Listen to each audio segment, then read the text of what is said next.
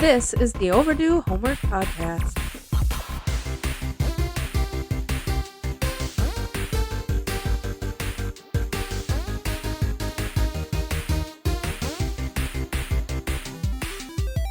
Welcome to the show. That's Trav. I'm Drew. And I'm Trav. This is the Overdue Homework Podcast. And as always, we are here to give you our opinions on 80s and 90s media. And as always, you can reach us at podcast@overduehomework.com. Boom. I did it. Trav, how are you doing? I'm doing especially good today, Drew. Wow, Not only did I why is have that? today off, but I had the past 3 days prior to today off. Wiki, wiki, woo. So I've done a lot of homework watching, a lot of Predator watch throughs, Yeah. a little bit extra credit. We won't say what that is yet. And I've been doing my homework ahead of time for DBZ next summer. Nice. Not only did I finish the whole first season, but I'm over halfway through season 2 already. Very nice. So the Namekian saga? Oh, yeah. Okay. We're on Namek. And, yeah, not to get too off topic, but season 1 is amazing. It is. And so is 2 so far, so I'm excited to get back into that. For anyone else who actually does the homework, you're in for a treat. Yeah, and you guys should really give the DBZ homework a shot. I know it wasn't necessarily our most popular shows last summer, but we loved doing them, and you should give DBZ a shot. Yeah, it's my favorite homework to do. Yeah, absolutely. For sure. Absolutely. But how are you doing, Drew? I'm doing really good. Same old to report on my front. Nothing new. My wife's birthday's coming up. My birthday's coming up. My daughter's birthday's coming up. Everybody's birthday is coming up. Boom. So it's birthday month in the Morehouse household. The Morehouse household. And how old you're going to be the big 4-0? Yep. 40. Yep. Moving on. Moving In the production of today's podcast, I used some articles from various websites, including movieweb.com, an article specifically by Ryan J. Downey, an article from mentalfloss.com by Sean Hutchinson, an article from mensjournal.com by Matthew Jussum, some sprinkle a little IMDb in there, and then a little bit of Reddit, too, on top of that. So Nice. all those links, including the Reddit link, are going to be in the show notes. So, Trav, our homework today is a listener suggestion. Thank you, Man Bear Pig. It is Predator, 1987's Predator.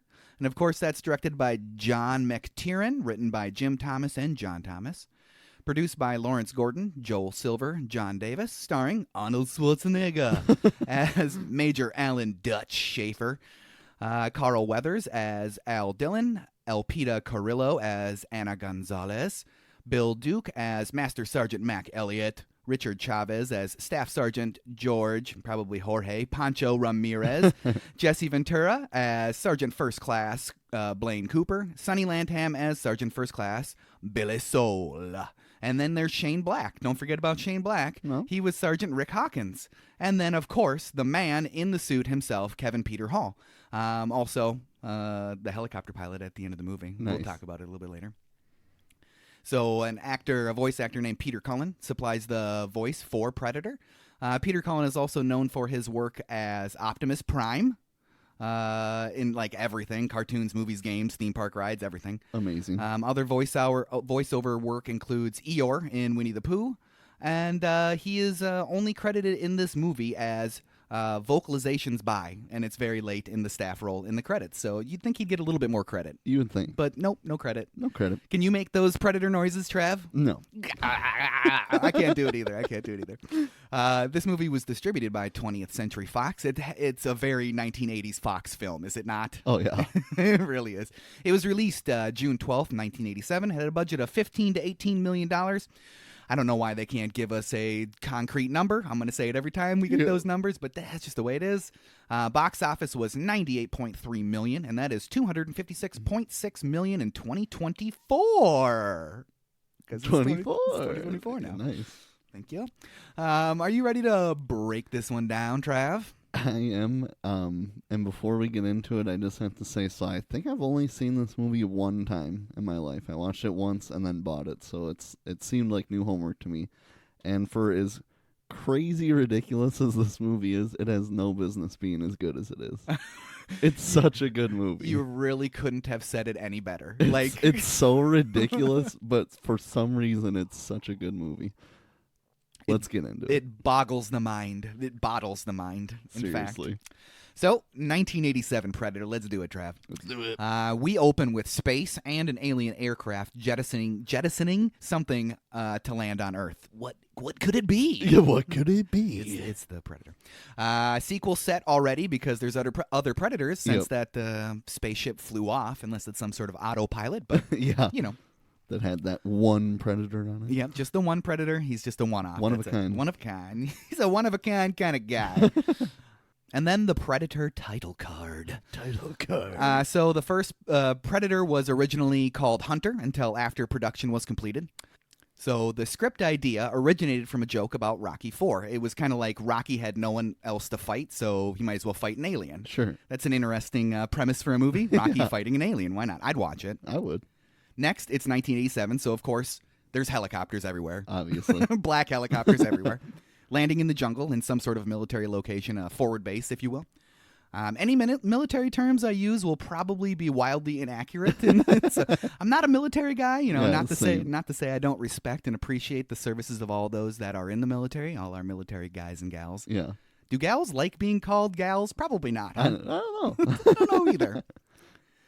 And then a bunch of badasses pile out of the chopper. Oh, yeah. A bunch of badasses. I love it. I absolutely love it. Finally, a smoking Arnold exit last because he is the most badass. Clearly. Clearly. If you don't understand that already, you're in for a treat. Don't they look kind of goofy exiting the chopper a little bit? A little bit. A little bit kind of stiff, like almost unsure of what they're doing. A couple of the jumps are a little goofy. You definitely don't look like they do this all the time. No, they build bodies. They don't jump out of stuff. Yeah. They shake hands very awkwardly for a long time. They do. The original script had a single one-on-one chase with the Predator as its premise. It was a single soldier fighting it to the death in the jungle. Schwarzenegger did not like that idea, so he asked for a rewrite. The creature was hunting a crew of soldiers instead with his idea. This led to the rest of the cast members getting their jobs. Nice. What a nice guy. What a nice guy. And, of course, he handpicked everybody. He was like, Jesse Ventura, Yeah. that guy, that guy. Seriously. Carl Weathers, of course, Carl Weathers. So all the soldiers, they hitch a ride in some Jeeps, and Dutch leaves the group in his Jeep. He kind of peels off because he's the leader, and he's got some stuff to figure out. Yeah. Dutch gets the skinny on why the best of the best got called in. Why do you need the best of the best? 18 hours ago, I was informed that one of our choppers transporting 3 presidential cabinet members from this charming little country was shot down.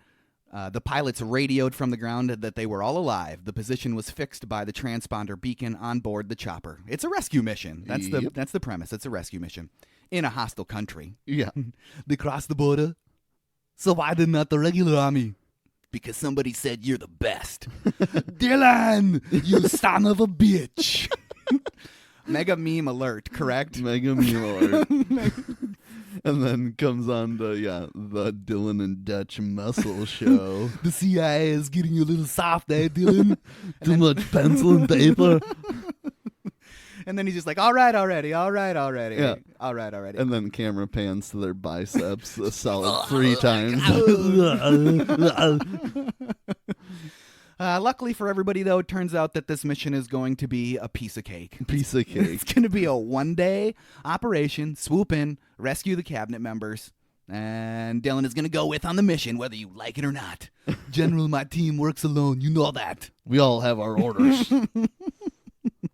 We find out Dylan is to take over once the hostage is secure.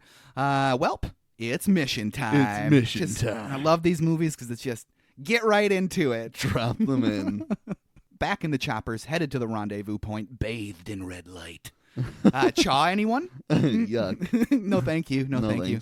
We see Mac dry shaving in the nearly darkness on a helicopter. What's up with that the whole movie? Cuckoo. I mean, to be fair, he is probably the sweatiest human being I've ever seen on camera. So he doesn't need shaving cream, does he? He doesn't need shaving cream. He reminds me of Brendan Fraser in Bedazzled when he's the basketball player and they just have all the sweat dripping down like Shaq. Oh my God. That's one movie I've only seen once, and it's kind of a black hole in my movies, and everybody says they love it. It's so good. I need to see it again.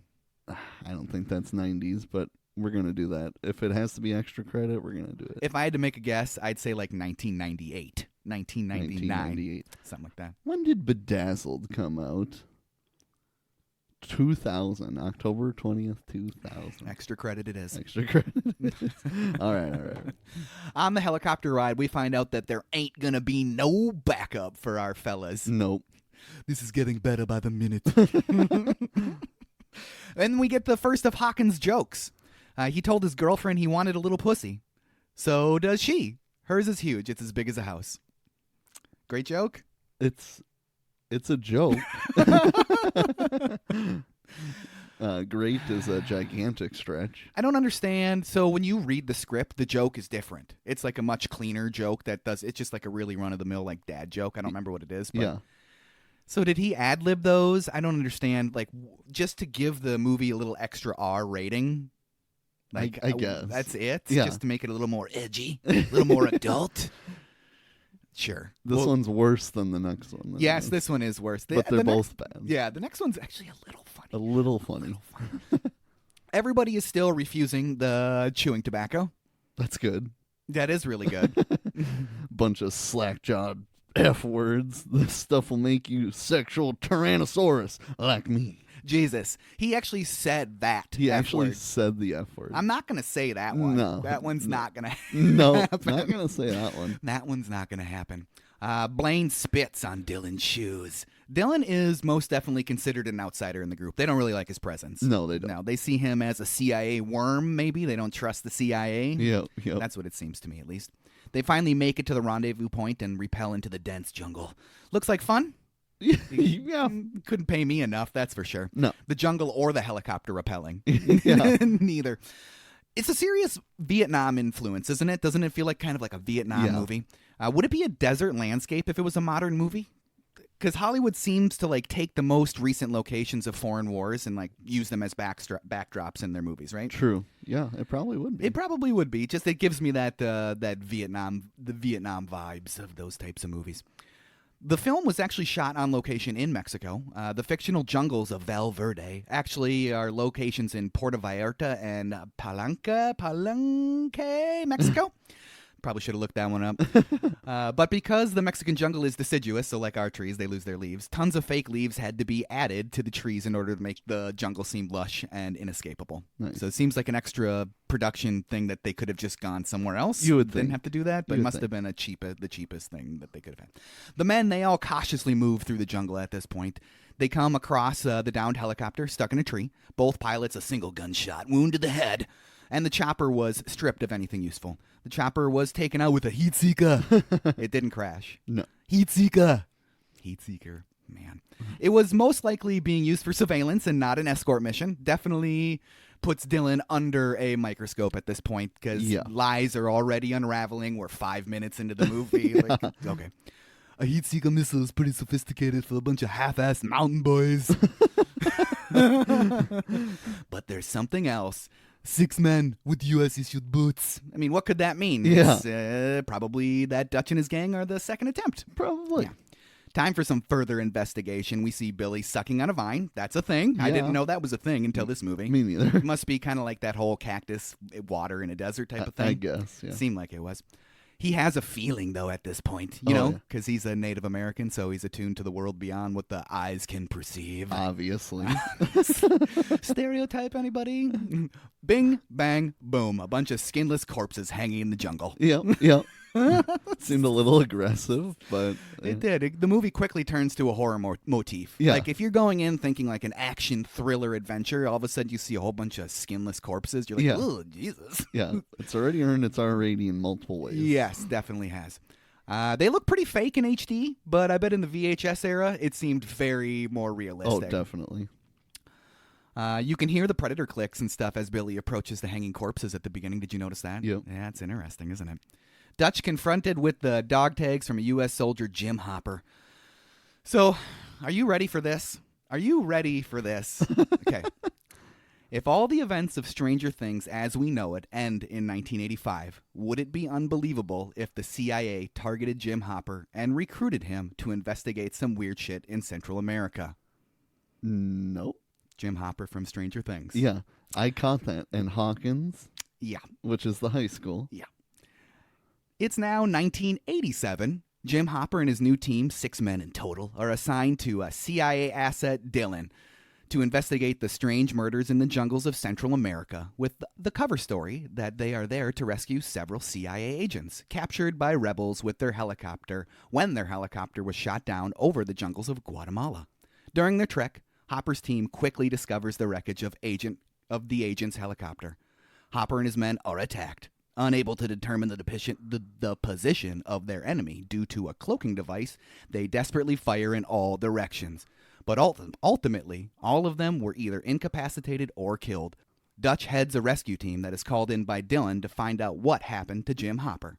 Jim Hopper, from Stranger Things, ends up skinned alive in the jungles of Guatemala by a predator to be found by Dutch. That is quite the interesting fan theory. It's crazy, but it kind of makes sense. The Jim Hopper thing, and I forget what Hawkins is, but there's some sort of Hawkins, which is also... That's the name of the city. Yeah. Yeah.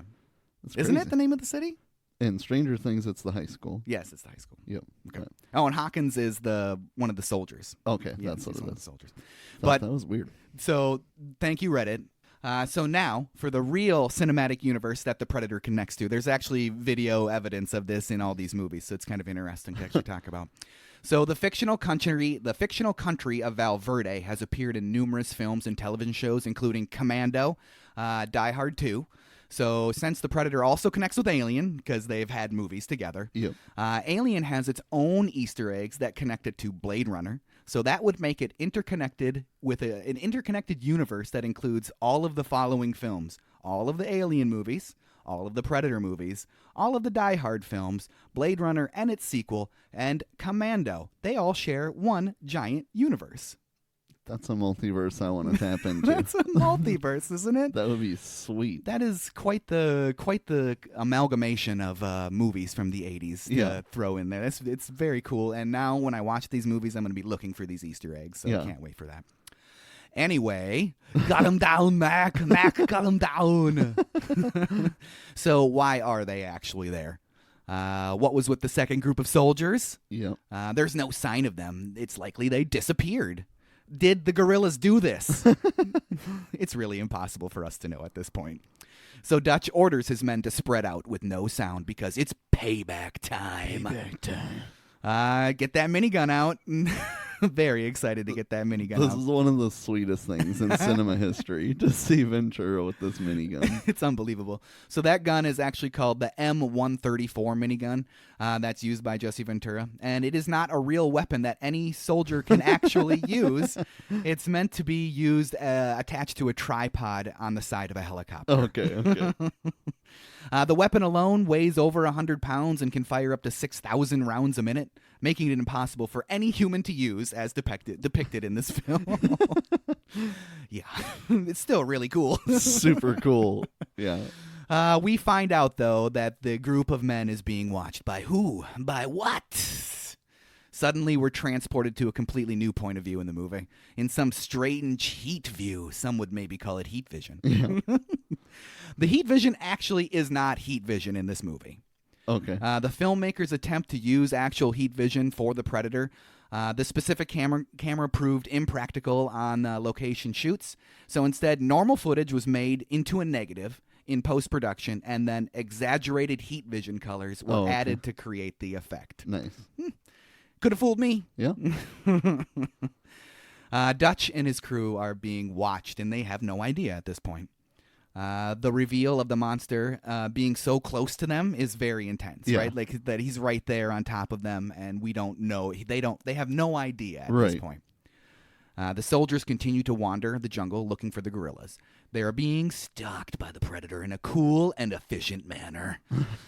Being well trained, it seems that the soldiers know that something is up. They kind of do keep looking up to the trees. Maybe that's just their training, to look all around. But it seems like they're purposefully out of the corner of their eye, maybe noticing something that causes their eyes to dart up. Right.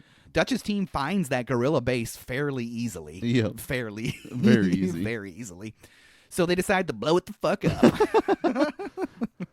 They use the catalyst of one of the guerrillas murdering one of the hostages that they have, just blowing him away. His brain's spilled all over the place. Yeah. I just really have to say one thing about this whole sequence is, God, I love the 80s, because it's just, this is something that just makes you think of 80s action movies. Oh, yeah. It's just nonstop explosions and gunfire for 5 minutes. Yeah. I love the distraction that that he provides, lifting that water pump truck up and just getting it to go. Like, it's just an excuse for Arnold to, like, show his biceps off, right? Again. Like, for the second time so far. Again. And he loaded it with C4. He loaded it with C4 at some point, yes. Yes, he throws a bag on there right at the very beginning, and unless you're really paying attention. Yeah, you got to really, really watch. But the grenade launchers are very sweet. Well, the grenade do two of them have grenade launchers? I think two of them have. Two do. One's using it as his main weapon, and one's holding two weapons. Yes, he is, yes. Those two characters, Hawkins and Poncho, are very confusable. Yes. Especially since Hawkins takes his glasses on and off throughout the movie. Yep. They're very confusable. When they're going into action, it's glasses on. When they're not in action, it's glasses off. Yeah. He even finds time to put them on when he chases down the hostage. Love it. Love it, love it, love it. God, when they get into this after he throws the truck in and explodes it, one of the first dudes that comes around the corner that Ventura lights up with that minigun just gets him like 20 times. Oh my God, that makes me think like Tropic Thunder got motivation from this movie to be over the top. Had to. Oh, that's so good. Did you notice everybody was firing from the hip also? Everybody is hip firing in the entire movie. Everyone. It's, again, another excuse to show off the biceps. It is. Not only are you hip firing the entire movie and not aiming, because you don't need to, because you're that badass. You're not using the strap. No one's using the strap either. So you don't even have it over your shoulder. No. You're just one-armed, fucking holding that like a badass the whole movie. Doesn't make any sense. No, it and doesn't. You're the most accurate shot from a hip fire I've ever seen. You know, it's the total opposite of GoldenEye trained agents firing, aiming, and missing 100 times. No. 100% accuracy from Dutch and the crew. Yes, even when, this whole sequence, Dylan looks like really scared the whole time. Yeah. And when he gets confronted by the one soldier that he kills almost in the whole sequence, he's literally just spraying his gun from side to side. It's just like, okay, man. All right. Okay. What did you think of the machete to the gut? Interesting. There's two instances of people trying to sneak up on Dutch while they're holding a gun. Yeah. Just shoot him. Just shoot him. Arnold does have a good line, though. Stick around. Stick around. Yeah, I like that. They all seem super invincible through that whole sequence, or maybe the gorillas are really bad shots, one or the other. Dutch gets a hostage, and it's a lady. Ooh, it's a lady. I'm kind of surprised they didn't just kill her in that instance. I am too. She's not one of the hostages they're looking for. Right. I mean, guess they want maybe some information from her, maybe, but why not just, if they're not going to kill her, just tie her to something and then leave her there? Yeah. And get the information from her right there. Who knows? Dutch finds out that nothing is as it seems, and everything about this mission is a lie. The CIA is truly a shifty organization. The CIA and the Russians are like in bed with each other at this guerrilla camp. So something big was going to go down here. Yep, something was. Thanks, Mac. Time to get the men ready to move. There seems to be some stragglers at the guerrilla camp. Son of a bitch is dug in like an Alabama tick. You're hit, man. You're bleeding. I ain't got time to bleed. Okay. You got time to duck? You got time to duck? Oh, man. How many times you've said that line and not actually watch it in the movie? It just made me laugh every single time. I ain't got time to bleed. You're so nonchalant. All right, well, you are, so yes. Do you have time to duck? And his okay is like, who is this guy? Yeah. Like, okay. Who the hell is this guy? Who is this guy? Dutch and Dylan have a pretty big confrontation at this point while they're looking through documents that are strewn all over the place in what would be probably the headquarters of where the guerrillas are at in this little village or whatever. Yeah. Dylan is in some really bad trouble at this point. You set us up. It's all bullshit. All of it. Dylan got them to do his dirty work, basically, when Hopper disappeared. He didn't disappear. He was skinned alive. So you cooked up a story and dropped 6 of us in a meat grinder. You're an expendable asset. My men aren't expendable.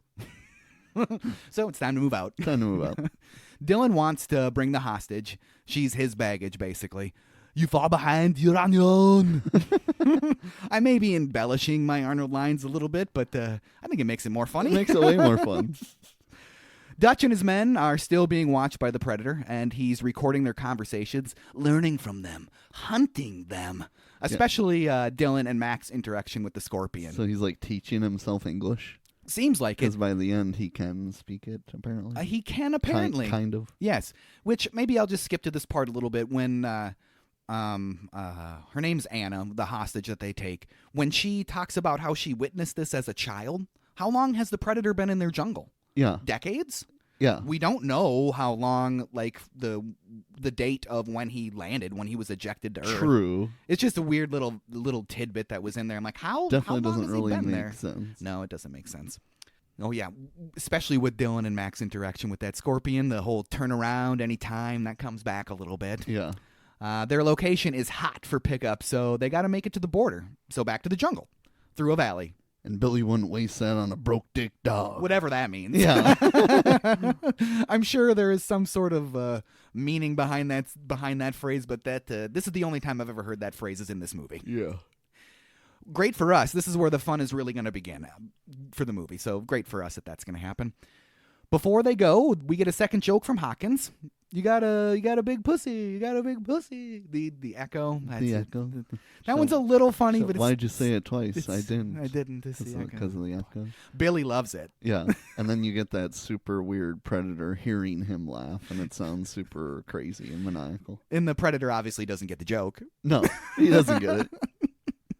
As they leave, Billy is looking to the trees. He knows something's out there because, Native American. Right. Obviously. More heat vision as the predator analyzes Dutch and company's handiwork at the gorilla camp. Predator hand reveal and picks up that dead scorpion. So this is kind of the first time we get to see maybe what this thing looks like a little bit. In the jungle again with Dutch's team making their way to the border. Blaine and Mac, they take a little break. They share a drink. They're best buds. You lose it here and you're in a world of hurt. And the hostage tries to make a break for it, unsuccessfully. Maybe she should be on a leash. Just at that moment, Billy thinks he spots something in the foliage. What's got Billy so spooked? He's been acting squirrely all day. Dutch goes over and joins Billy. What is it? What the hell's wrong with you? There's something in those trees. He's right, it's the predator. Time for the hostage to make a break for it again. See you later, hostage. Hawkins chases her. Hawkins dies. No more jokes. No more jokes. I'm surprised they didn't go for a trifecta, because isn't the rule of three? You would think so. Because the third one, even if it was even worse, would have been like, oh, I get it. There's three of them. It's funny. It's funny. It's the third one. First look at the predator, all cloaked in his cloaky form, which is pretty cool. Shane Black, who played Hawkins, because he's dead now. We'll talk about him for a second. He also wrote Lethal Weapon and the future Predator film, the fourth one from 2018. He was the writer and director. Producers later admitted they cast him more for his writing skills. They hoped that he'd be available for on-set script punch-ups. Whatever that is. Like, I think just kind of rewriting the script on the fly. Yeah. He refused to do any rewrites. So that's why he was the first person killed. Because they wrote it in the script. He's not going to rewrite it, so you're dead. You did. Shane Black did work on his script for The Last Boy Scout from 1991 while he was on the set. That one stars Bruce Willis and Damon Wayans. Have you ever seen The Last Boy Scout? I saw it once years ago. Homework. Let's do it. Homework.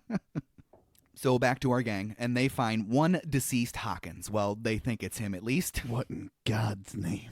Where the hell is his body?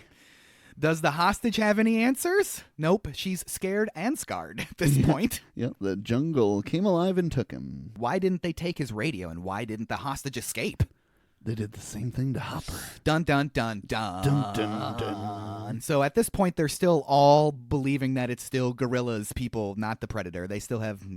It's kind of interesting that they just reference it a little bit. Nobody's like, what is going on? Yeah, nobody's expecting an alien to be hunting them at all. Nope. It's time to find out what the fuck is going on. And Dutch wants Hawkins' body found. Dutch orders his men to double back and investigate. And we find out what happened to Hawkins' body. It got strung up. Not skinned yet. Blaine gets taken out by an energy weapon while they're looking for Hawkins' body. Yeah. Mac is the first one on the scene, and he sees a pair of yellow eyes turn and fade into the jungle. Contact! And it's time for one of the more famous scenes you can see in an 80s movie. Oh, yeah. Right? This scene is everywhere. If you've never seen Predator, there's a good chance you've probably seen this scene. Everybody shoots up the jungle for a very extended period of time. Very extended period of time. It's amazing in its excess. Yeah. Because it's just 6 dudes just firing guns. Just blasting. All hip firing again. Just using guns that don't exist, like the minigun, hip firing, launching grenades over there. It's insane. I timed it, and it was almost a 3-minute scene of them shooting guns. And shooting guns for 3 minutes is a very long time. In a very movie. long time. Very unrealistic. But hey. And for all their bullet shooting, all they did was wing the Predator a little bit. Yeah, all they did was destroy the shit out of that set. That set is messed up.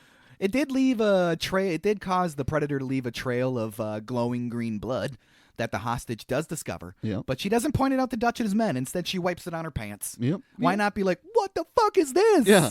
Time to speak English now. Time to speak English. After the minigun runs completely out of ammo, Dutch asks what happened. Yeah. What happened? Like, just come in, just do whatever you need to do and ask questions later. Yep, that's what it shoot first, ask questions later. Yeah. Max saw it. Saw what? Saw what? We get to see Blaine's massive chest wound, at least just part of it. Yeah. Do you think they were told they can't show the whole thing, or do you think it just didn't look believable? Maybe probably didn't look believable. Yeah, probably not. They do comment that it's all cauterized and there's no shrapnel, so it's obviously an energy wound. That's obvious, I guess. And that energy weapon that the Predator has, I love the sound of it. I like clap, boom. Yeah. It's very cool. It's very cool. And better yet, there's no trace of anyone or anything. They have nothing. They have nothing at all, completely nothing. Dutch orders Mac to set up a defensive position and for Dylan to get on the radio. So for Mac to get set up in a defensive position, that includes putting a bunch of claymores and flares everywhere. So there's nobody getting close to them without hitting some sort of tripwire. Mac says his goodbyes to Blaine at this point. They share one last drink with his buddy. Goodbye, bro. Goodbye, bro. It's a great line. I love it. So emotional. His face is so emotional. Yeah. Mac's face is so emotional. Pretty much the whole movie. Pretty much the whole movie. Yeah, it's very, very true. We finally get our first real glimpse of the Predator, and it's 53 minutes into the movie. Woo. It's the Jaws effect. Yeah. That's the Jaws effect for sure.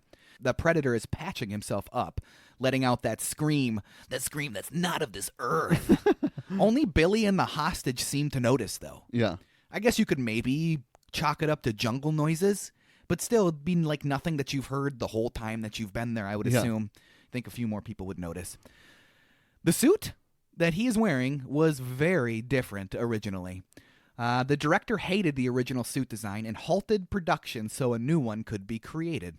The old suit was described as being a cross between a cockroach and a duck. All right. Have you ever seen any footage of it? No. I've seen a couple of YouTube videos where I've seen pictures of, like, especially JCVD in it with the with the helmet off. Stan Winston, a effects creator who worked on the Terminator. James Cameron suggested the mandibles. So that's who made it, Stan Winston. James Cameron was like, hey, you guys should give that thing mandibles. And then he left the set. I mean, I don't know how that actually comes out. Kevin Peter Hall, the actor, was 7'2", so he really does tower over Arnold Schwarzenegger. When you think about at the end of the movie, is it camera effects? No, the dude's 7'2", and Arnold's like 6 foot at best. So he's got, like over 14 inches on Arnold. Seriously. That's unbelievable. He was a ballet dancer and an actor. He replaced the 5'9" Jean-Claude Van Damme. And he endured sweltering heat in the new 200-pound suit. He's fairly athletic for wearing 200 pounds of rubberized alien suit. Yeah, he is. It's pretty impressive. Speaking of JCVD, he was the original actor to don the Predator suit. There are a number of different accounts as to why he was replaced. The explanations for Van Damme's dismissal and or quitting range from Van Damme complained too much. He broke the creature's head during production. He was too short to seem intimidating against the heroes. He was tossed out simply because the entire design was tossed out. He passed out too often in the suit. That's a downfall. And finally, good old-fashioned creative differences. Like, I'm pissed that I don't get to show off my martial arts skills and I won't be seen because I'm in a giant rubber suit. Right. He would have got to a little bit at the end. A little bit, yeah. It's interesting. JCVD, I wonder if this movie would have just totally sucked without the current Predator. The Predator's incarnation as we know it. Look at that little puny boy. It would have been weird to have it be smaller. Right, smaller It than would have Arnold. been- it Like would you have been said, weird. he's only 6 feet realistically. Yeah. So, It yeah. would have been interesting. Well, Dylan, he finally raises command on the radio. They're still too deep in the jungle for extraction. They are expendable, after all. Yeah. Dylan asks Mac what happened. What hit us today? I don't know. I only saw one of them. Camouflage. There was one. Those eyes disappeared. Nothing on this earth could survive a full pack from that minigun. That's a great impression of him. It sounds exactly like him, dude. I love that. He's so quiet He throughout is. the whole movie, so it kind of works perfect. And always out of breath. He must have COPD. I mean, he's sweating a storm. He so. really is. He is sweating a storm the whole time. I wonder do you think it's like stress sweat? I mean, the jungle's hot. He's just a sweaty guy. Yeah, the jungle side, he's a sweaty guy. He's a sweaty guy. Dutch gives Mac the first watch because he's like, yeah, man, you are going off the deep end here. Why don't you entertain yourself with the moon? It's kind of interesting. Dylan wants some answers from the hostage, though. He asks her what she saw. So Pancho asks her because Pancho speaks Spanish and nobody else does besides a few phrases. She just keeps saying the same thing. The jungle came alive and took him. What about Billy? He knows something. He's scared. Bullshit. He ain't afraid of no man. There's something out here waiting for us, and it ain't no man. We're all gonna die. He's so resolute in that. We're all gonna die. Well, that was out there. It killed Hopper, and now it wants us. Later that night, and Mac has gone off the deep end. The moon is his only friend. Yeah. PTSD, anyone? Yeah. Poor guy. He's dealing with some serious mental problems, man. He got mental problems, man. Just then, something sets off one of the flares. Everyone runs to Mac's location. It was a boar. Mac killed it dead. Stabbing it over and over and over. And then, oops, left the hostage alone. Better go check that out. Whoopsie daisy. But she didn't run. Why didn't she run? And Blaine's body's gone. It came through the tripwires and took him right out from under us. So was it a distraction, purposeful distraction by the Predator to get Blaine's body? Probably. I would think so. It wasn't just like, I'm watching him. Oh, my God, this is happening. I got to steal that body. Right. Seems he'd be more calculated than that, I would assume. The next morning, he came in to get the body. He's killing them one at a time. Like a hunter. He's using the trees. That's not how he said it at all. He's using the trees. Dutch rushes over to the hostage. Tell me what you know now. No more games. And she speaks English. She speaks English. I understand why she kept it from everybody, but it probably would have been way more helpful for her to be speaking English from the beginning. Yeah. She doesn't know what it is. It changes colors like a chameleon. Is she saying he was killed by a fucking lizard? There's 2 or 3 more men out there at most. A fucking lizard. What's your name? Anna. Dutch believes her. That thing is hunting us, and you know that. So Dutch cuts her loose. That's all he needs. That's all he needs. Dylan can't believe that Dutch just cut the zip tie handcuffs off the hostage. Dylan wants to head to the rendezvous point at this point and get onto the chopper out of there. It's only 10 miles away. That's it. That's it? Just It's only 10 miles. through incredibly dense jungle. Yeah, getting chased by the Predator. Plus, do you think that helicopter is going to wait for them? I mean, that's the only reason they're there, so maybe they'd wait a little bit? Yeah. I don't know. Maybe they would. Dutch is hell-bent on taking care of their situation. Dylan, we make a stand now, or there will be no one left to go to the chopper. He almost said it. He almost said it. Go to the chopper. Anna has one more thing to share, though. When the big man was killed, you must have wounded it. There was blood on the leaves. If it bleeds, then we can kill it. That's a great line. It is. The filmmakers originally used an orange substance for the creature's blood, and they were going to just like punch it up a little bit in post-production to make it look great. The orange goop just looked so bad on camera, they decided to make a change. They wound up using liquid from the inside of glow sticks that they just bought at like a convenience store. Nice. That's it. It makes sense that it's glow stick stuff. Do you think that the actors, that when they got it like on their face and stuff, like you don't want to eat that? No. That's gross. Definitely not. Not a good thing to eat. Time to get serious, though, and lay some traps using things from the jungle. Basically constructing a very large snare trap. That's what they do the whole time. You really think this Boy Scout bullshit is really going to work? You can see our tripwires. Maybe it can't see this. Instead of complaining, maybe you should help. So Dylan does help, along with everybody else. Carl Weathers' arms are so chiseled. So chiseled. So chiseled. I've never seen him in anything but Happy Gilmore. Rocky. He's Apollo Creed in Rocky. Yeah, that's right. He's pretty cut in that movie, but it's been too. a long time Yes. since I've seen that. But his arms are gigantic. Yeah. I was going to put this huge thing in this podcast about how they were all working out on set. I'm just going to paraphrase it for everybody here.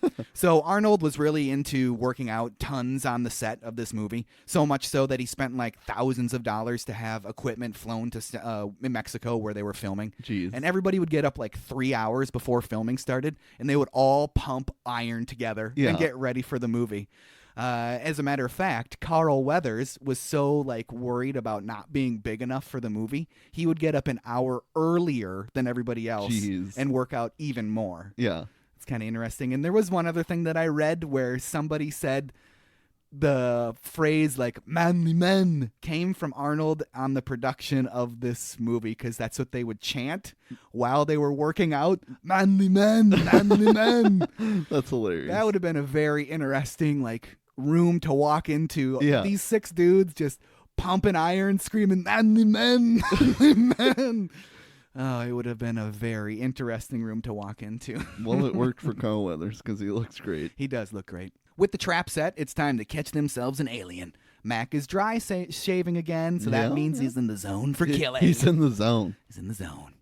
Also, wouldn't the Predator just have been watching them the whole time while they were building the trap like he does the rest of the movie? One would assume. He would have just said, note to self, don't get caught in the trap. Yeah, no, it's his sleeping time. He had to go take a nap. Little nappy for the Predator. He was all tuckered out. Yeah.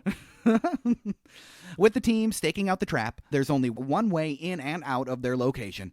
Anna tells them a little story. She saw this once before she was a child, like we mentioned before, so the Predator's been doing this for years, apparently. They would find their men dead, sometimes skinned, sometimes worse. What's worse than dead and skinned? Not a lot. I don't know. It only happens in the hottest years, and this year grows hot. They called the Predator the demon who makes trophies of man. She said it in Spanish, but I wasn't going to make either of us try to say that in Spanish. See. With everyone in position waiting on the Predator to make its move, Dutch ventures into the middle of the trap, almost setting it off in the process. Yeah. I guess he saw something. Yeah. Why would he do that? Using himself for bait? Doesn't make any sense. It doesn't make any sense, but it was something to get the movie going again. Yep. But he didn't see anything because the Predator was behind him and actually gets caught in the trap for a half a second, sending him into the air and exploding. Seems pretty deadly. Yeah. Seems pretty deadly. The Predator still manages to escape, though, leaping out of the net and into the nearest tree. Yeah. Poncho gets taken out by the giant swinging log that they hung. That's not good for Poncho. No. Mac goes after the Predator into the jungle. The big thing, though, is that Dylan finally sees the Predator. So there's somebody else that's seen what's going on. Things are definitely weird going on here. Right. And as they say, seeing is believing. Dutch tells Billy to go get Ramirez on his feet, and they do. And then he also tells them to get to the chopper. Get to the chopper. It's not the big one yet. Get to the chopper. Yeah. He finally said it, though. He did say get to the chopper. Dylan volunteers to go after Mac, but that's not his style, and Dutch knows it, so he's very suspicious of Dylan. He's even more suspicious. He should have just been like, you need to just get out of here, dude. You're being creepy. What does Dylan actually know? We don't quite know yet, but we're going to find out pretty soon. Dutch and friends get Ramirez up and moving. Get to the chopper. Get to the chopper. He keeps on saying it now. Mac is in the jungle, hot on the heels of the Predator. Dylan does catch up to Mac. He hears a whisper, over here. Is that Mac? Yes, it is Mac. It is Mac. And they have eyes on the Predator. Out there, past the trees. Fully cloaked. And they can still see him. It makes sense. Like, you could probably see that if you, knew what you were looking for. Yeah. I would think so. So the invisibility cloaking effect was achieved by using a bright red suit, because it was the furthest color opposite of green and blue, the sky and the foliage all around.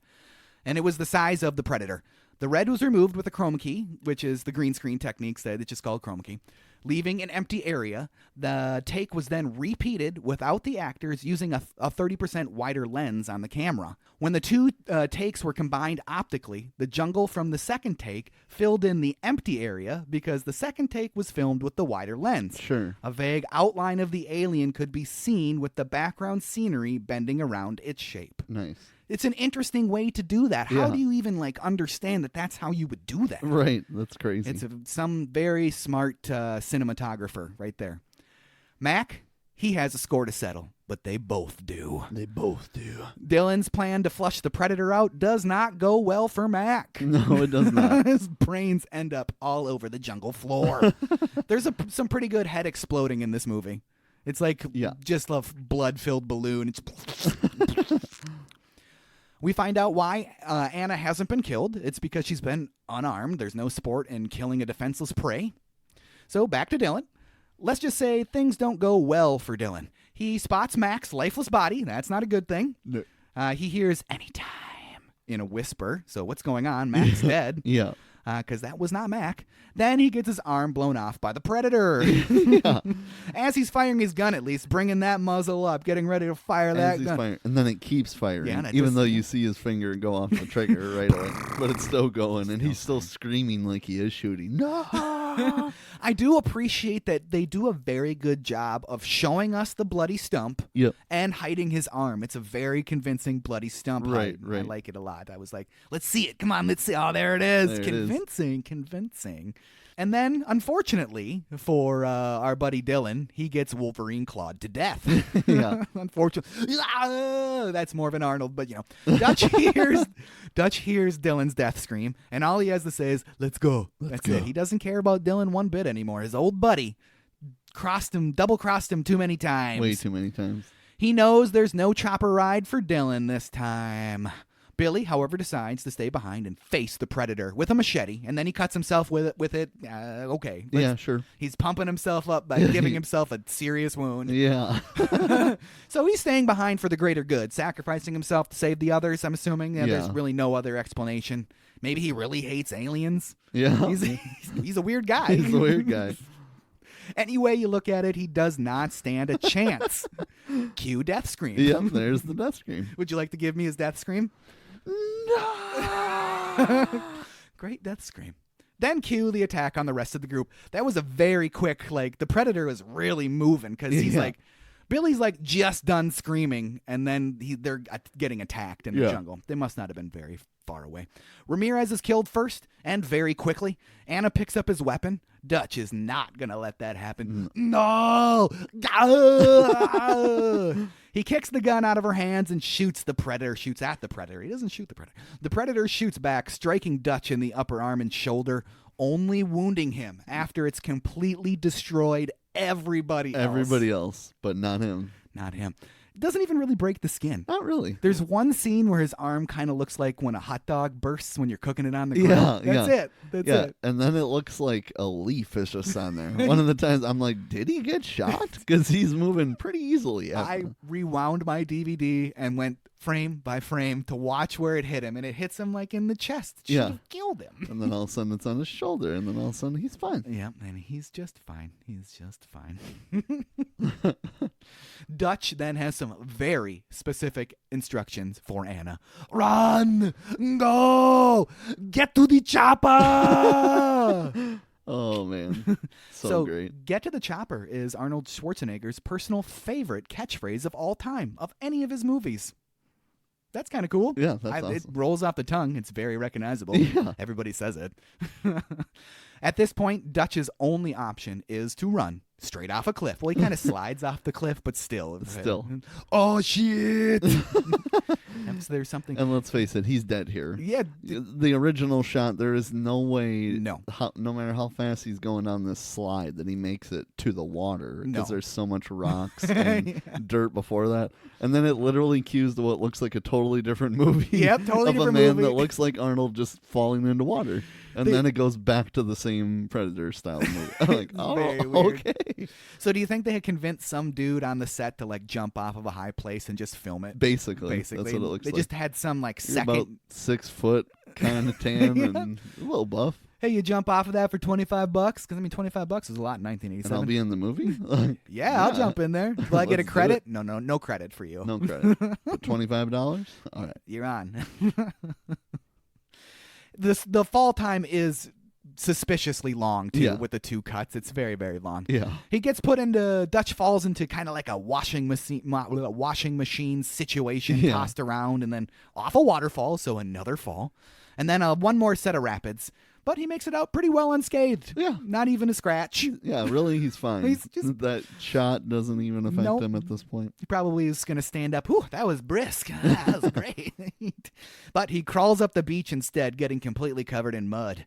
But the Predator is still on his trail because a 150-foot fall, it ain't going to stop the Predator. No. Not going to stop the Predator. Predator's got to predate. Predate. Whatever that means. Now covered head to toe in mud, Dutch comes face to face with the Predator and hiding in the roots of an upturned tree. It's a great scene, and the Predator can't see him. Dutch finally found a weakness to exploit. Yep. Being a man of action, Dutch makes a plan. Dutch has got a plan and sets more traps. Looking buff. Where is the Predator at this time? He is deboning Billy. Nobody has any idea. He is deboning Billy and adding his skull to his collection. Dutch continues to prepare for the showdown, making a homemade bow and arrow. He's got lots of time. That's pretty impressive. And some improvised explosives and some leaves. Great. That's going to work. Yeah. And covering himself in more mud. Looking buff. And seriously, he's got the fire lit too. Right. So Predator is super preoccupied. Very preoccupied. Just so everybody knows, mud does not work. If you should ever find yourself being hunted by an alien using heat vision, don't cover yourself in mud because it's not going to block an infrared sensor. No. It was actually a Mythbusters episode on it, so if anybody loves Mythbusters, go find that. Mythbusters ran its course with me when I used to watch it. Yeah. Right? It was good for a couple of seasons, and then I was like, I don't care if, I don't care about these myths. I'd love to see them myth bust Arnold making a boat like that. I like that. They should have busted that myth as well. With everything set and ready for the clash of the titans, Dutch lights that giant fire and lets out his battle cry. It's a little more guttural, but I'll go with that one. It was crazy. It what it was. And it was really long, too. Yeah. That was enough to get the Predator's attention. And now it is on. Let the final showdown begin. Dutch hugging that tree, watching the fire he set as the Predator passes right next to Dutch. It's kind of wonky and weird and doesn't make any sense, but it is still very suspenseful if you let yourself be in the movie. Right. It's very suspenseful. Then Dutch swings to a second tree, completely unnoticed. That is implausible. No. Movement would trump heat vision. Movement would trump heat vision, I would think. The Predator approaches the fire and the bomb that Dutch built.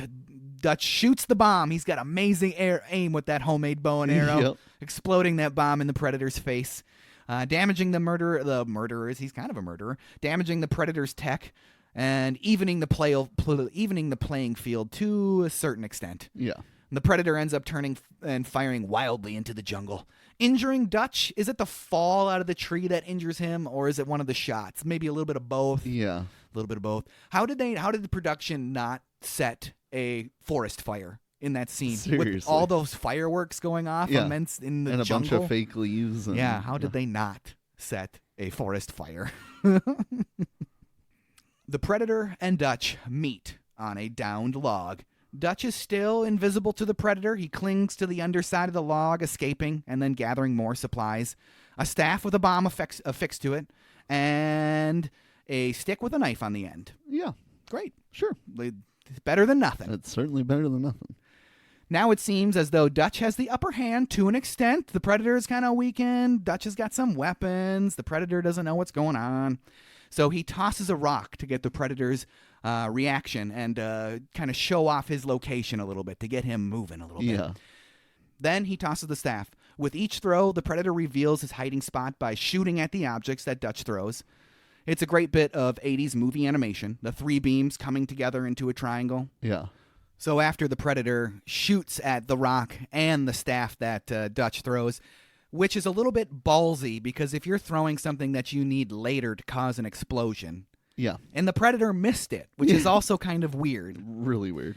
Any way you look at it, Dutch rolls over. He grabs the staff that he threw with the bomb on the end and throws it at the predator in the tree, getting it to come out of the tree. Yeah. With the predator injured and bleeding, Dutch has something to track. That green bastard. Did he say that green bastard, or did he say like green blood? I couldn't tell. I can't tell either. I couldn't tell.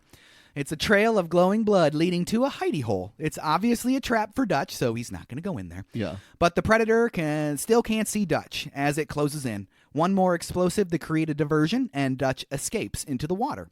Small problem that creates, though, no more mud. Yeah. He's completely exposed. He's visible once again.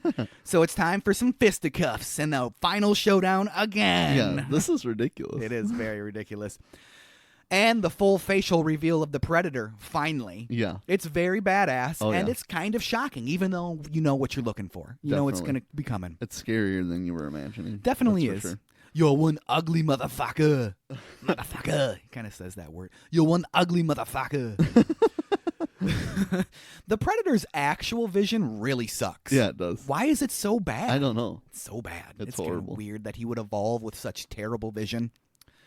The predator is very much physically superior, and he's really kicking Dutch's ass at this point. Oh, yeah. The flying backhand that he hits Dutch with just sends Dutch across the jungle. Yeah. If it was DBZ, he would have been like a small speck of light in the sky. Oh, yeah.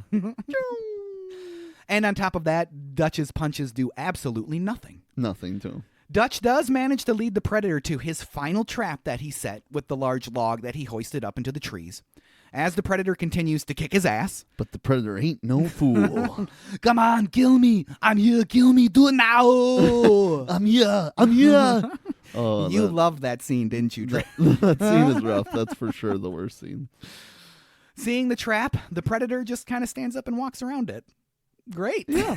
Very anticlimactic. Yeah. It's almost comical. But then still falls for the same trap, Yes, basically. Dutch activates it, and then the predator just stands there and takes a giant log to his face. And even if you didn't realize that predator saw you were trying to set him up for a trap, why is he so dramatic when he kicks the twig out from the spot? It's like he realizes, I can still do it. I can still do it. So I'm going to kick it now, and I'm going to make sure he sees me. I'm surprised he didn't say that. I don't understand it. But Predator sits there, to his credit. Dutch, he gets that bastard. Yep, so that's that. Predator dead, right? Predator dead-ish. Not quite yet. He's actually trying to lift the log. You can see it. Trying to lift the log. So Dutch goes to finish the job by smashing the predator's head with a rock. But seeing him near to death, Dutch almost takes pity on the alien, doesn't he? He does. What the hell are you? What the hell are you? And he knows English now. He knows English now because he's been studying for the past 36 hours. Exactly. Mutual respect, right? Yeah. One badass to another. Right. What? There's no time for anything else because the predator is going to set himself to self-destruct. He even learned how to laugh in English. Yeah. Dutch runs, and there is a giant explosion. Giant explosion. Nuclear? Basically. It seemed like it. Yeah. Kind of seemed like it. Either way, it was a great homing beacon for the chopper sent to rescue Dutch and his group. Well, just Dutch now. The helicopter picks up Dutch. The African-American pilot is the actor that was in the Predator suit. Way to go, guy. They end up finding Dutch basically because of Anna. She must have made them stay behind, I guess. Yep. And that's the end of the movie. Roll credit. We get a little bit of end credit recap with the soldiers, which is kind of cool. I like that. Reintroduce our soldiers, the people that made it through the movie. Predator famously stars two actors who went on to become governors, Arnold Schwarzenegger and Jesse Ventura. Yeah. Sonny Landham, who played Billy, made a run for governor in Kentucky, but he failed. Ooh. There was almost 3 future governors in a movie. That's crazy. And then the final freeze frame on Arnold because, of course, I'm sure it was written into his deal. Roll credits. Yep. Seriously. Gotta love them freeze frames. Gotta love them freeze frames. So what did you think, Trav? I really enjoyed this movie, honestly. It's so over the top, obviously, but yes. It's definitely peak Arnold. We're at peak Arnold stage. Ventura's amazing in this movie. Yes. Just like I said, all the times I've heard you say it, I ain't got time to bleed. To see that in the movie is hilarious for me. And even though none of the action makes any sense, it's really good. It's very good. Like, if you just ignore that they're not aiming or Right. anything, it's like pretty badass how they just slaughter that whole group of gorillas in 5 minutes. Yep. And yeah, the minigun, like you said, that isn't even a real weapon that can be carried. Nope. But it's awesome in the movie. It's very awesome in the movie. The action is what you think of when you think of 80s style movie action. Yeah. Especially with military stuff involved. Yeah. It's what you think of. And it's like just enough sci-fi, and it doesn't try to be too funny. Yeah. And I don't know, it's good. It's a mix of 3 genres: straight action, sci-fi, and horror. Yeah. They could have leaned maybe on the horror a little bit more, I think. Maybe, and it was gory enough for sure, but maybe a couple more instances, maybe a cheap jump scare to really give you that horror vibe, because there was never really a cheap jump scare. No, I don't think I've seen anything other than Alien vs. Predator. So are the next ones any more scary, do you know? Like, does it lean harder on the horror aspect? So I've seen the second one a couple of times, and it's definitely more gory. The second one is. A lot more blood and guts in the second one. Well, you're not spending 53 minutes to reveal the Predator, too, No. so that's a huge thing. No, if I remember that one correctly, he opens the movie in a room of skinned people in like a warehouse. Okay. Like a large number of skinned people, if I remember correctly. Last time they're like, well, we waited 10 minutes, let's just throw it right in here right away. I'm pretty sure that's what that was. All right. What'd you think of the movie? It's a very great movie. It was an awesome suggestion. It fits our motif for our podcast unbelievably well. Oh, yeah. So thank you, Man Bear Pig, because it was a great suggestion. As movies go, it's a favorite, I have to say. I don't know if I would have considered it a favorite before we did the homework, but I have a new appreciation for the way this movie makes me think of a lot of other movies and their obvious drawing of influence from Predator. Right. So it's a movie that sets a standard for other similar types of movies and was often copied and often parodied in media for the rest of its life. So it's great. Arnold is almost a caricature of himself in the movie because it's so peak Arnold-ish. Yeah. And we had discussed before the podcast, this movie came out the same year as Running Man, which is an unbelievable thing to think that you could have seen both of these movies in a summer, I believe. I think Running Man was a July release also. Yeah, that's awesome. Unbelievable. What a box office powerhouse Arnold is. Like, that's unbelievable. Seriously. Was. Both. Well, should we get on to that homework assignment, Trav? What is it? It is The Mask. And coincidentally, 1994, Jim Carrey's The Mask. It's been a while since we've done some Carrey. Yeah. It used to be the Jim and Tim podcast for a while. Coincidentally, The Mask 1994 is our 50th episode. Boom. So just a quick, we'll thank you a lot more in that episode, but thanks for listening, everybody. Thank you. The Mask was directed by Chuck Russell, screenplay by Mike Werb. That's a terrible name. Yeah. Story by Michael Fallon and Mark Verdeheiden. Based on The Mask by Dark Horse Comics. Did you know this is based on a comic? I had no idea. I did not know that either. Produced by Bob Engelman, starring Jim Carrey, of course, as Stanley Ipkiss / The Mask, Max as Milo, Stanley's Jack Russell Terrier, Peter Green as Dorian, Cameron Diaz as Tina Carlisle, Orestes Matasina as Nico. Sorry, Orestes.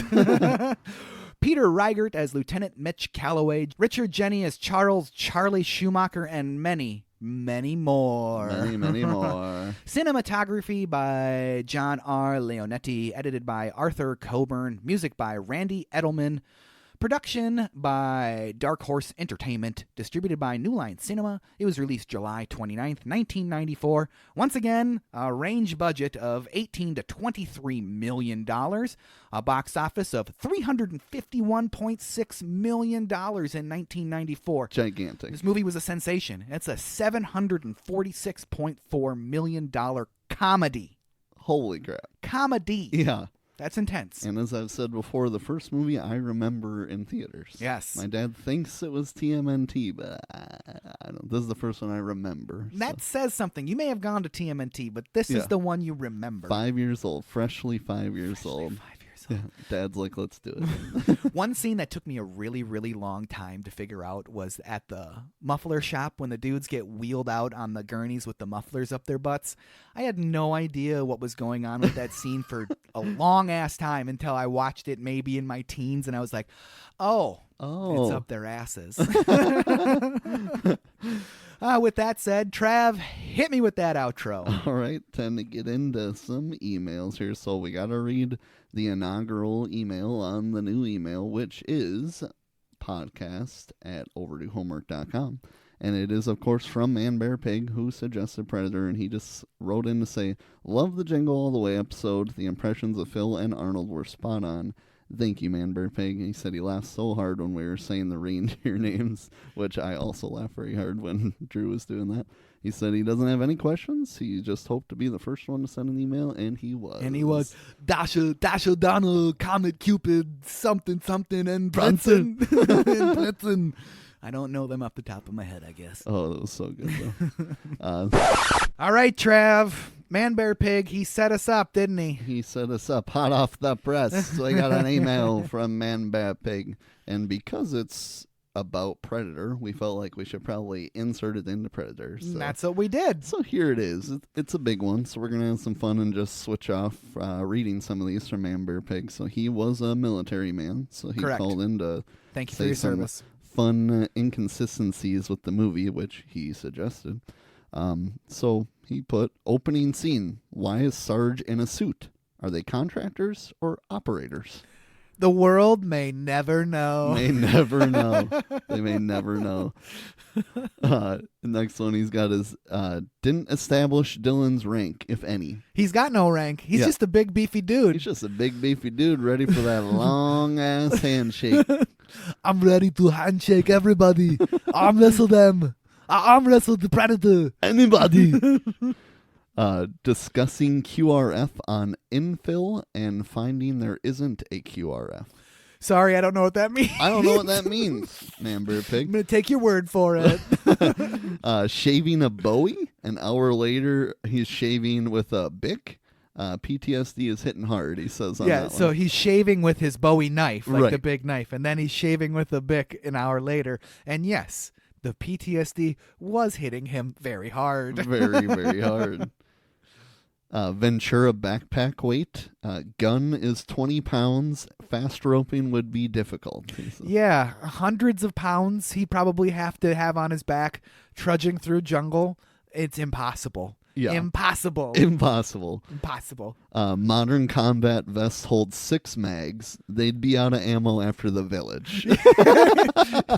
Yes, they would. That one made me die laughing. Yes, they would. Seriously, they just don't give a shit. There's not one check in the entire movie. Nope. Anyone low on ammo?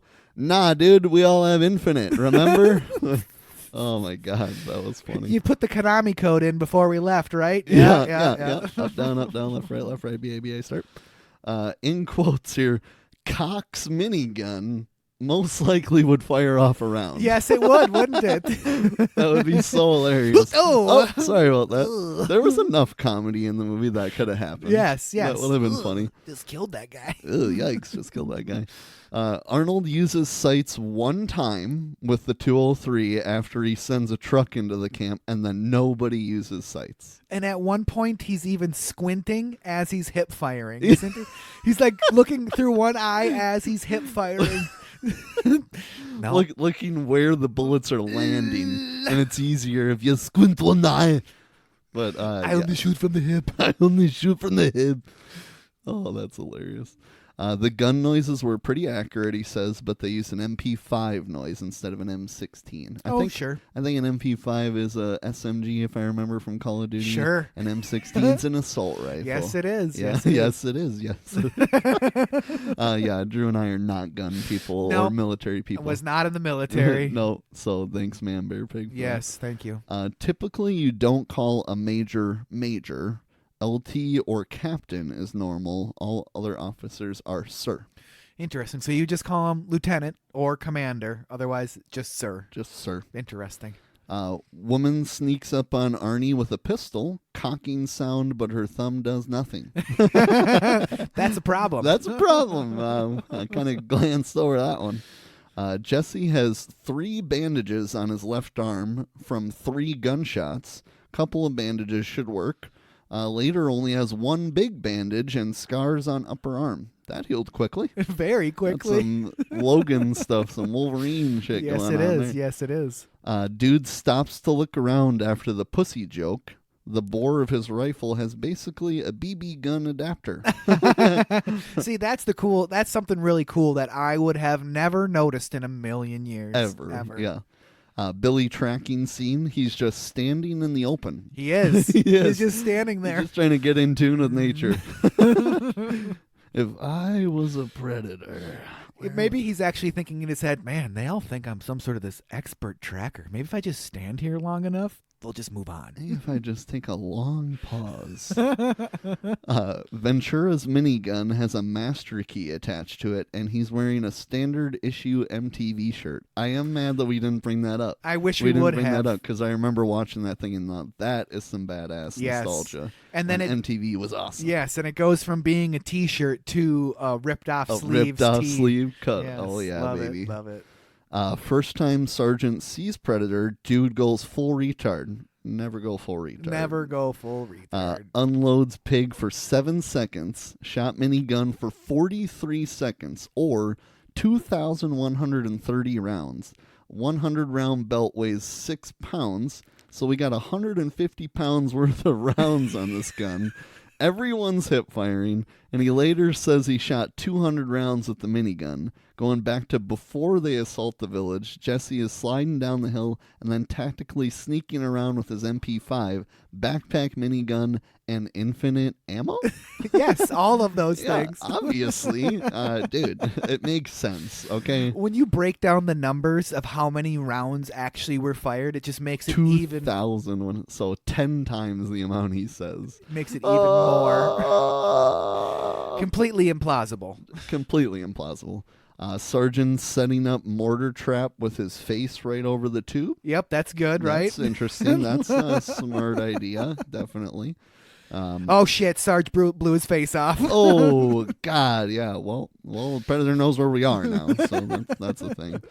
Apollo gets killed in the distance. They just keep going. They do. And Billy throws all of his gear away and proceeds to commit suicide by Predator. He does. He does do that, actually. Arnold hip fires at it with one eye closed, just like you said. There it is. Love it. Yeah. Arnold sliding down the hill was oddly smooth, which we talked about. Was he smoking before he hit the water? Smoking a cigar? So Arnold. So very Arnold. So Arnold. Shoots homemade bow and arrow through a tree. I didn't notice that part. I didn't notice that part. But yes, he was very accurate with that bow and arrow he made out of some shit he found on the forest floor about an hour ago. Yeah. So the CG, I'm guessing that's what this part is. It says CQC was ridiculous. Cheesy fist fighting, no BJJ. I don't know what that means. I don't know what that means, Man Bear Pig, but I'm thinking he's talking about how cheesy the Predator Arnold fight is at the end. Yes, it must be. I think he's saying the CG was like that's the 1 weak part of the movie when it comes to that. Doesn't bash in its face with a rock. Allows it to arm suicide vest. Yeah, he probably could have stopped that. Probably could have stopped that. By just smashing his head with that rock. What stopped him, honestly? Honestly. That Predator just killed, like, everybody. Everybody. You should want Which he was infuriated by earlier. Yeah. Like, pissed that they're even on this mission, saying that we're not just people to sacrifice. And then he sees this guy who killed all his friends with the green blood, and he can't do it. I can't do it. I can't do it. I can't do it. Have you ever seen that Bill O'Reilly video when he used to host a current affair? Hard Copy. He used to host Hard Copy. There's this bit where he's trying to... You got to look it up. I'm going to put it in the show notes. I just think it don't want to do it. Don't want to do it. Not going to do it. Not going to do it. Not going to die.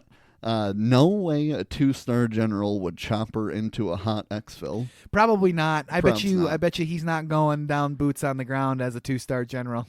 Yeah, and then he says, Huey at the end has a red blinking light. Huey. Huey. The helicopter. Oh, yeah. Has a red blinking light. Yeah. I guess if you're trying to be incognito across enemy lines, Probably maybe not going to be a good thing. probably don't have a big red light on your helicopter announcing where you're at. No. But yeah, that was an awesome email. Yes. So thank you, Man Pig. Yes, thank You'll you. have another one shortly after this as we get back to our regularly scheduled emails. So our next email here comes from Pussy as Big as a House. Okay. Wants to know if we were ever fans of the Big League Chew or the Jerky Chew as kids. Oh, definitely. Yeah. Grape Big League Chew, nothing better. Nothing better. And you would just like eat it. Like you would chew it, spit it out, brand new, chew it, spit it out, brand new. It'd be gone in an afternoon, right? For sure. Every time. Grape or bubble gum? So I usually went with the bubble Did gum. you grape? Yeah, grape. Grape. So good. Did you play T-ball or Little League Baseball? Yeah, T-ball. Did you always try to have some at T-ball? I think so. Yes. I'm pretty sure. It was a big thing in the Little League Baseball league that I was in as a kid. Everybody had to have the Big League Chew. Yeah, that's what I thought of. Yeah. And I just thought of that with how much Ventura's doing the chew this whole movie. It's just disgusting. And then, of course, the beef jerky chew and the Oh, yeah. simulation tin. That's not Yeah. pandering to children at all. No. You know, chewing tobacco. Great Yeah. for kids. Yeah. Great for kids. Great for kids. Oh, man. So the next email is from Sexual Tyrannosaurus. Wants to know our favorite war movie of all time. Favorite war movie of all time? Let me think about that for 1 second if you know yours off the top of your so head. mine is Saving Private Ryan. Oh, yeah, that's a good which I think meets the criteria. It's in the 90s, so eventually we'll get to it, but that's 2.5 hours plus, so that'll be a while before we throw that in, but for sure that's my favorite one of all time. Star-studded cast, and never gets old anytime I watch it. It's definitely a really good movie. The first thing that I thought of was in the 2000s was Band of Brothers, and it's not even a movie. It's a But I've heard that's a super good HBO show. Yes, it's a miniseries that Tom Hanks was involved in. I don't remember if he produced or directed, maybe a little bit of both, but Okay. that was the first thing that kind of popped into my head. But I also really liked Platoon. Charlie Sheen's Platoon Sure. was a great Vietnam movie. Absolutely loved that. And then That one's got Willem Dafoe. Yep. Yep, Willem Yep. Dafoe in it. And then of course, man, what's the one? Oh my goodness, I can't believe I don't remember this.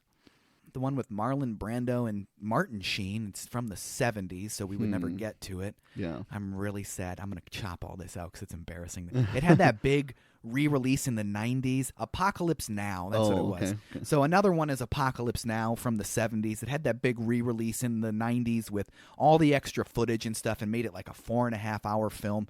That was an interesting watch.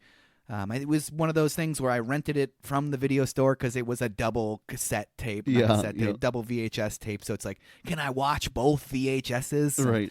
It's a cool war movie. It's really trippy and stuff. But I think I will say Platoon is probably my favorite war movie. If you're gonna go straight war movie. So we should get to that eventually because I own that. So Yeah, that's it's a another good one movie. I won't have to Great buy. movie. It's another one I feel like I watched once and then I liked it so much I had bought it, but I never watched it again. I don't know if you can remember enough of Band of Brothers. Like I said, I haven't seen it, but do you remember if David Schwimmer, Ross from Friends, isn't he a main character in that? He's Yes. like an asshole, almost Yes. sergeant or something. Yes, like he that. is. That'd be funny to see him in something totally different. for Totally me. different.